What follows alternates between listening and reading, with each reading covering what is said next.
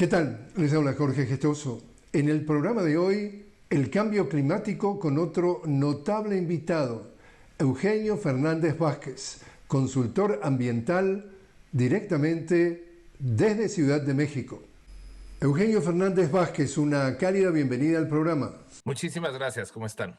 Eugenio, estamos hablando de que nuestras Américas azotada por huracanes, sequías, inundaciones. ¿Qué está pasando? Bueno, está pasando un fenómeno muy terrible provocado por el ser humano, especialmente por ciertos seres humanos, que es la crisis climática. Es una cuestión en realidad muy complicada para que ocurriera, pero más o menos fácil de explicar. Hay unas partículas, el CO2, el dióxido de carbono, que retiene el calor en la atmósfera. Han aumentado muchísimo las emisiones de CO2, de dióxido de carbono a la atmósfera en los últimos 150 años, pero sobre todo en los últimos 20 o 30, y esto hace que la Tierra se recaliente, ¿no? La energía del Sol que nos llega al planeta, en lugar de rebotar en las nubes, en los mares, en los glaciales, o simplemente escaparse al espacio, se queda aquí, ¿no? Y esto ha dado al traste con el equilibrio de la atmósfera y de los mares y ha provocado estos fenómenos tan destructivos, ¿no?, que padecemos hoy en todo el mundo. Y en general, ¿hay alguna tendencia que tú puedas decir, según la región geográfica de las Américas, es donde se dan los huracanes, es donde se dan las sequías, es donde se dan las inundaciones? Bueno, lo había hasta ahora, ¿no? No sabemos en realidad qué va a pasar, porque tenemos un fenómeno donde los huracanes son cosa del hemisferio norte, ¿no? Sobre todo del Caribe y de la parte oriental del Pacífico, es decir, la costa de Centroamérica y México muy notablemente, pero en estas latitudes se han ido moviendo de un lado a otro, ¿no? Entonces tenemos huracanes que llegan a la Florida en Estados Unidos, como siempre, pero que se mueven mucho más hacia el norte y ya están llegando a las Virginias, ¿no? Están llegando a otras costas, o que en el Pacífico están ya empezando a golpear California en forma de huracanes, no nada más de tormentas, ¿no? Sino ya recrudecidos. Entonces, estas latitudes se están moviendo conforme se desordena la atmósfera. ¿Y qué pasa con las inundaciones? ¿Qué pasa con las sequías? Tenemos, digamos, estos huracanes, por ejemplo, lo que provocan son estas mayores inundaciones, pero al mismo tiempo se recalientan los mares, hay mayor vapor cuando no debía de haberlo, ¿no? Y entonces estamos teniendo unas lluvias terribles en lugares donde no debía de haber, ¿no? Estamos pensando que vamos a ver lluvias en el desierto de Atacama, ¿no? Que es una de las zonas más secas del mundo, ¿no? Vamos a ver sequías en el Amazonas, ¿no?, que es una de las zonas más húmedas del mundo, precisamente porque los patrones de distribución del agua en la atmósfera están completamente alterados, ¿no?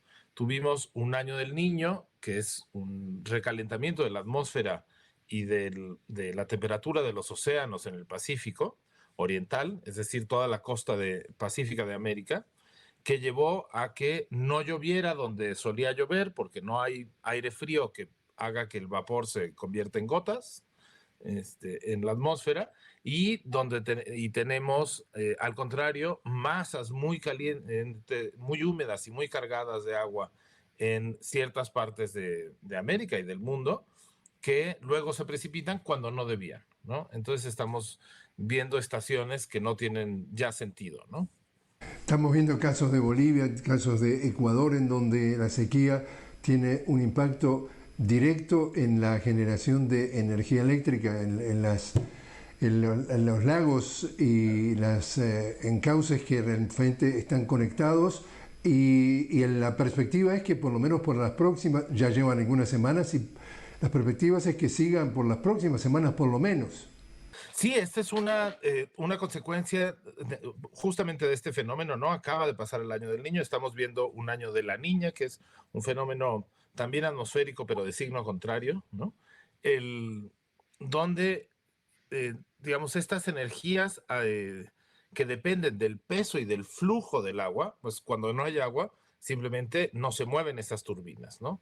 Y entonces enfrentamos un doble fenómeno donde ahora la quema de combustibles fósiles ha liberado dióxido de carbono a la atmósfera y las soluciones energéticas para no depender de los combustibles fósiles no funcionan y hay que suplirlas con esos combustibles que han provocado la crisis, ¿no? Entonces, es una crisis que provoca la quema de petróleo, provoca que no se pueda sino quemar petróleo, ¿no? Entonces tenemos que romper ese círculo vicioso de alguna manera. Tú también hablas del impacto que tiene esto en la población de los animales y has dado en tus informes una cifra que dice que en Latinoamérica solo queda el 6% de los que existieron hace medio siglo. Grave. Es gravísima. La situación de las extinciones es muy terrible y va combinada por una serie de factores que además se retroalimentan, entran entre ellos, ¿no? Porque estamos un poco como el aprendiz de brujo, ¿no? Aquella caricatura de Disney en fantasía, ¿no? Y la composición de Dukas, donde el aprendiz de brujo, para solucionar un problema sin trabajar, embruja, hechiza unas escobas para que hagan el trabajo por él y acaba ahogado por esas mismas escobas, ¿no? Este mismo fenómeno que nosotros desatamos nos ha llevado a perder todos esos ecosistemas que eran el remedio, ¿no? Entonces, expandiendo la ganadería, expandiendo la superficie para la agricultura industrial, hemos acabado con un montón de selvas, que además en América tenemos ecosistemas enormemente diversos, no solo por la expansión del territorio, sino por la altura, ¿no? Tenemos grandes planicies inundables en Centroamérica, por ejemplo, y muy pronto subes a las montañas de Guatemala, ¿no? Entonces, ese gradiente altitudinal da muchísima diversidad y esa diversidad ha permitido al continente adaptarse a grandes cambios que ha habido. Pero cuando se expande la agricultura industrial, cuando se expande la ganadería, cuando se expanden las ciudades, cuando se tala sin piedad estos ecosistemas, cuando se represan, hablando de las presas hidroeléctricas, cuando se represan los ríos y los peces no pueden fluir con libertad de río abajo o desde los mares hasta las partes altas de las cuencas, entonces simplemente se pierden estas especies, se extinguen, ¿no? Esto además se agrava por el alza de las temperaturas y la alteración de los hábitats. En México, desde donde yo hablo, acabamos de tener una crisis de calor muy, muy, muy terrible que llevó a que se murieran los monos aulladores por decenas, ¿no? Estamos hablando de que de pronto en las selvas o en ciertas zonas colindantes entre selvas y poblados se veían los monos caer muertos desde los árboles, ¿no? Simplemente porque no aguantan esos golpes de calor tan terribles que estábamos viviendo, ¿no? Y este fenómeno que estamos viendo, digamos, en las Américas, ¿se reproduce en el resto del mundo? Sí, sí, y en muchas ocasiones en forma pues todavía más cruenta. En América tenemos todavía mucha biodiversidad, tenemos todavía mucha naturaleza, a pesar de estas extinciones, pero hay sitios que están realmente muy, muy, muy deteriorados, ¿no? Estamos viendo ahora mismo, pues, digamos, sigue siendo en América, pero en la propia Florida, que un país con esa capacidad de respuesta a desastres que es Estados Unidos, acaba de registrar 3 centenares de muertos por el paso de un huracán en Florida, ¿no? Estamos hablando de que las tormentas de arena en el Sahara se han vuelto mucho peores de las que siempre había y ahora ya impiden completamente la vida económica en ciudades que hace tiempo habían aprendido a lidiar con esto. En el centro de China, en India, estamos viendo estos golpes de calor. Va a haber regiones en India muy pronto que sean quizá inhabitables para el ser humano, porque simplemente el grado de humedad en la atmósfera impida sudar para regular la temperatura y las temperaturas tan altas hagan que el cuerpo humano se cocine, ¿no? Entonces, esto no es una visión apocalíptica, no es algo que vaya a pasar en un cuento de ciencia ficción. Esto estamos a algunos lustros de que ocurra.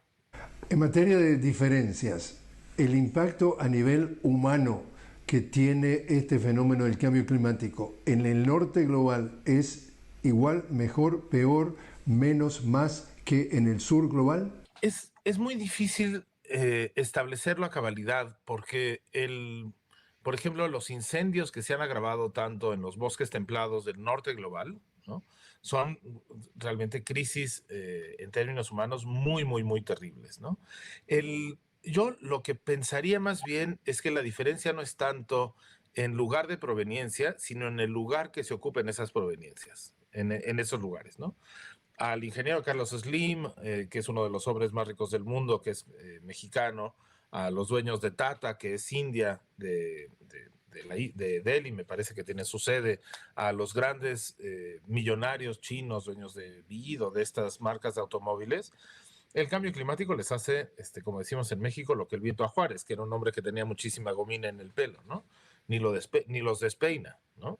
Y en cambio a una mujer de uno de los suburbios negros de Nueva York, a una persona pakistaní de uno de los suburbios de las ciudades del interior en Reino Unido, o simplemente a una persona de la campiña francesa que vive de sus parcelas, el cambio climático les sale realmente carísimo y les destruye la vida, ¿no? Entonces pensaría más en la capacidad económica y el favor de los poderosos que les permite adaptarse o tener acceso a esos recursos de adaptación, desde aseguros financieros para cubrir las pérdidas hasta sistemas de agua potable que funcionan, ¿no? Creo que la diferencia está más bien ahí que en el lugar de proveniencia, ¿no? Eugenio, te invito a hacer una pequeña pausa. Estamos hablando con Eugenio Fernández Vázquez, directamente desde Ciudad de México. Eugenio es consultor ambiental del Centro de Especialistas y Gestión Ambiental. Enseguida regresamos.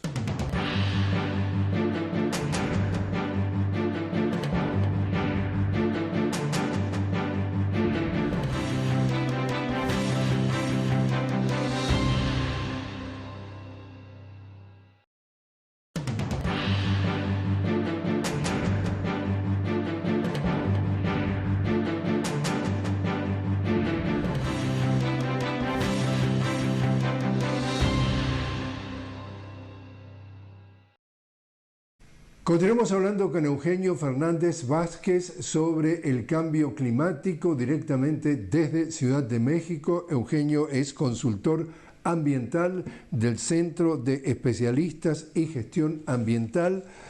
Estamos hablando, Eugenio, que en el próximo mes de noviembre se va a llevar a cabo la COP29 en Bakú y el próximo año la COP30 en Brasil. ¿Sirve para algo esto? Bueno, y tenemos una COP intermedia que está muy relacionada, que es en Colombia, que es la cumbre de biodiversidad. Yo,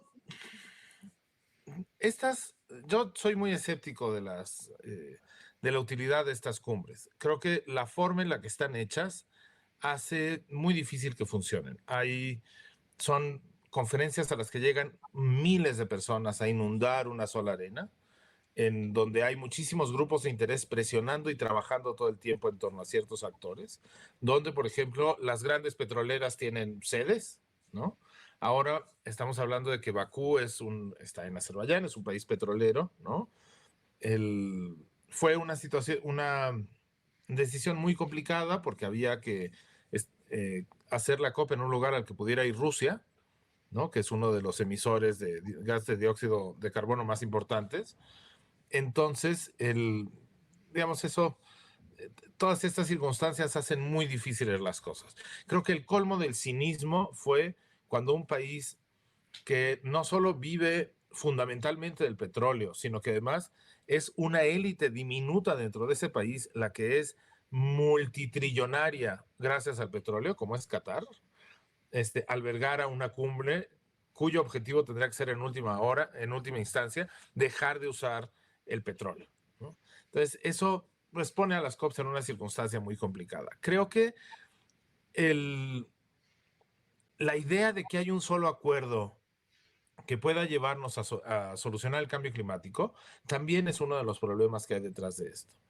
El problema con el cambio climático es que muchísimas de las actividades humanas, que son completamente distintas entre sí, emiten dióxido de carbono. Entonces, digamos, estamos hablando de un gas que es básicamente las plantas sacan carbono de la atmósfera, lo rompen, descartan el oxígeno que no les sirve para nada y con eso forman anillos de glucosa con los que hacen sus cuerpos, ¿no? Entonces las ramas de los árboles son eso. Llegan los animales, se los comen, se comen eso, se comen ese carbono, ¿no? Y hacen sus propios cuerpos, sus músculos, sus huesos, su grasa, sus lípidos, todas esas cosas. Conforme pasó el tiempo, digamos, los millones de años de vida sobre la Tierra, esto se acumuló en forma de petróleo y de carbón. Pero no solo, entonces, cuando quemamos ese petróleo y ese carbón, estamos devolviendo ese carbono a la atmósfera. Pero cuando las vacas comen plantas, descartan también carbono en forma de metano después. Y cuando los seres humanos tiramos plantas, árboles en las selvas, cuando deforestamos, estamos provocando también que el carbono que constituye esas plantas se vaya a la atmósfera. Entonces, todas nuestras actividades tienen que ver con el cambio climático, ¿no? La forma en la que nos movemos, la forma en la que respiramos, la forma en la que nos alimentamos. Pero todas estas tienen raíces distintas y entonces hace muy difícil que haya un solo acuerdo que lleve a lidiar con la complejidad del tema. Entonces, estas cumbres en realidad yo no termino de saber hasta qué grado servirán. El tamaño del fracaso de la comunidad internacional y de la diplomacia y de nuestros políticos para lidiar con el cambio climático indicaría que no han servido para nada. Los escépticos ven un doble discurso en el norte global. Es decir, si tú vives en algún país de Europa, permanentemente se está hablando del cuidado del medio ambiente, de distribuir la basura según el tipo, de cosas que los automóviles, cuando vas a comprar un automóvil, tienen pegado en uno de sus vidrios cuánto anhídrido carbónico genera en un año, etcétera, etcétera, cosa que en Estados Unidos no existe ese rubro. Pero al mismo tiempo, y ahí viene lo que los escépticos critican como cinismo, muchas de las empresas europeas que, por ejemplo, operan en África o en otros países, digamos, subdesarrollados, en la producción de material que utilizan para, por ejemplo, la producción de automóviles eléctricos, utilizan, digamos, la minería a cielo abierto, contagian a Dios y a María Santísima de todos los males del planeta y de eso no se habla. Es como si el sur global fuera otro mundo que no importa entonces ensuciarlo, pero sí escuchamos el discurso en ese norte global. ¿Tú has escuchado algo de a lo que me refiero? Sí, claro, y creo que son procesos digamos, matrices de hipocresía distintas según donde estemos, ¿no?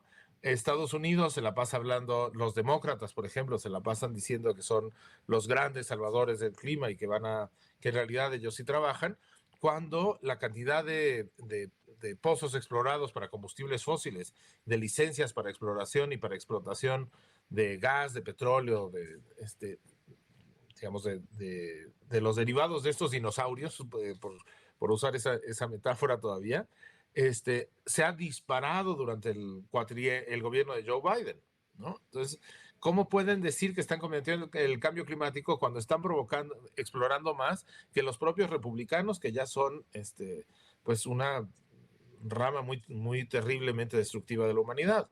En el caso europeo hay por lo menos algunos matices añadidos, ¿no?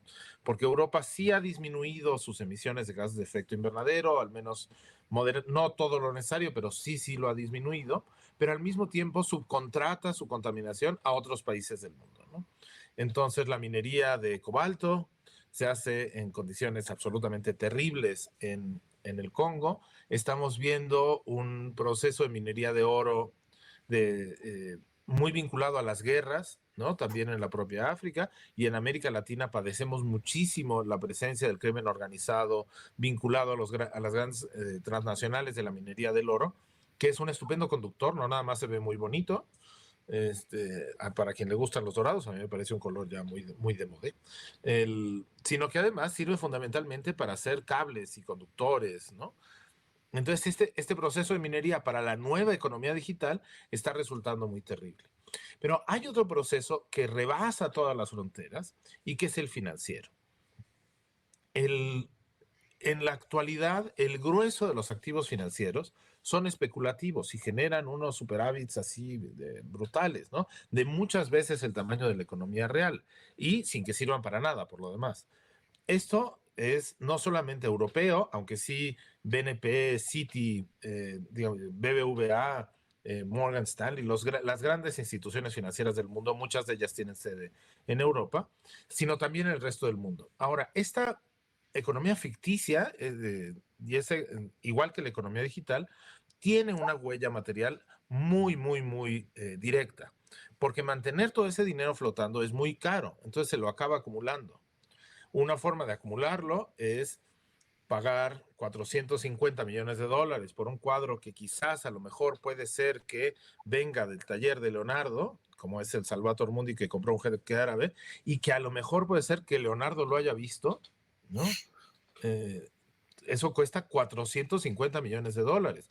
Es el presupuesto entero que un país como México destina a sus áreas naturales protegidas, ¿no? Es la 10ª parte del dinero que México destina a sus áreas naturales protegidas, ¿no? Entonces, bueno, una forma de acumularlo es esa, pero otra más es la expansión territorial.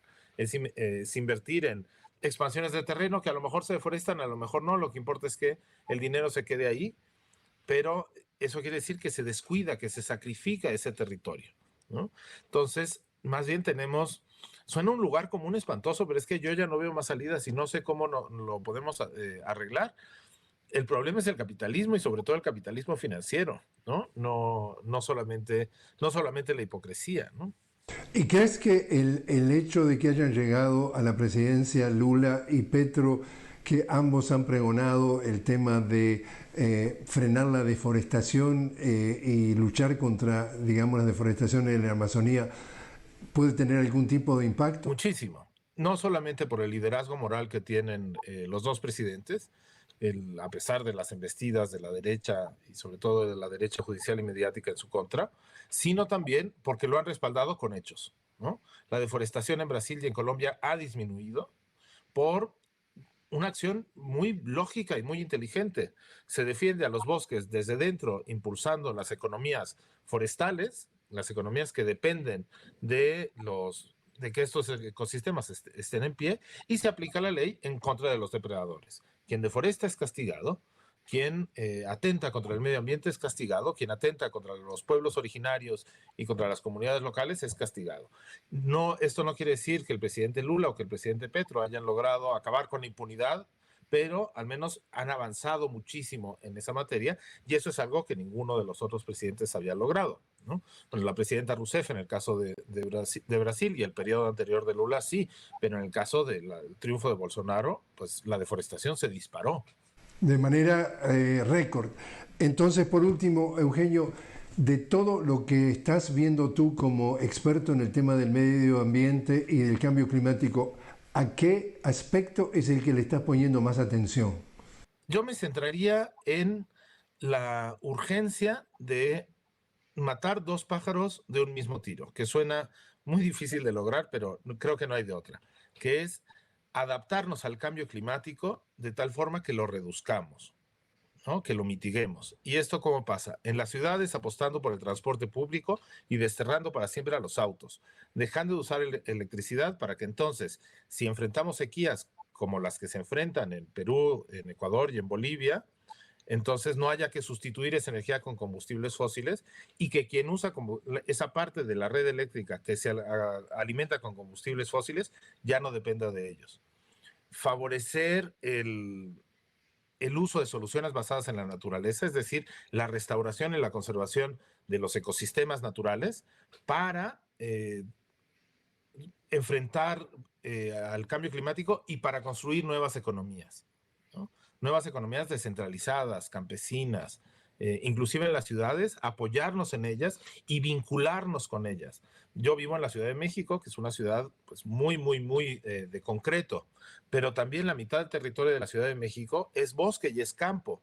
Entonces, dejar de darle la espalda a esas zonas y voltear a verlas, ¿no? Creo que esa es la única solución que tenemos. Eugenio Fernández Vázquez, muchísimas gracias por estar con nosotros. No, muchísimas gracias a ustedes por recibirme y un saludo pues a todo el mundo donde nos ven.